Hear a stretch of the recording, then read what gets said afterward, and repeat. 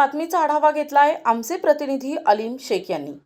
पैठण पंचायत समिती कार्यालयाच्या परिसरातील साहित्याच्या गोदामाला शनिवारी सकाळी अचानक आग लागल्यानं या आगीत विविध योजनेतील लाभार्थ्यांना वाटप करण्यात येणाऱ्या साहित्याचे आणि काही शासकीय कागदपत्रांच्या संचिका आणि इतर साहित्य जळाले। सदरील आग ही सुट्टीच्या दिवशी लागली असल्यानं आग लागली की लावण्यात आली याबाबत नागरिकांमध्ये उलटसुलट चर्चा आहे।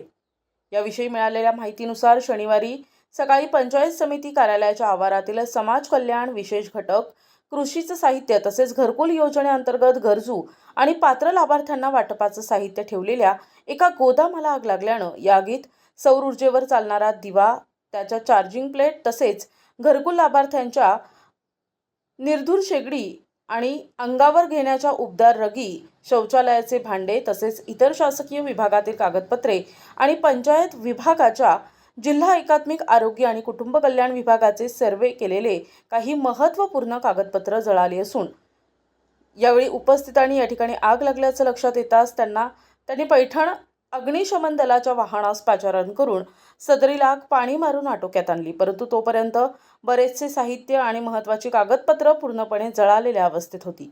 सदरील आग बाबत उपस्थितांमध्ये चर्चा होती की पैठण नगर परिषदेचे काही कंत्राटी सफाई कामगार सकाळी या परिसरात झाडलोट करत होते।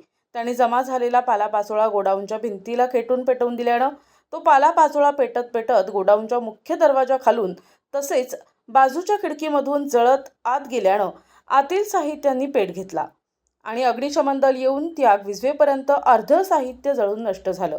दरम्यान या घटनेची माहिती गटविकास अधिकारी मनोरमा गायकवाड यांना कळवताच त्यांनी तात्काळ घटनास्थळी धाव घेत पाहणी केली।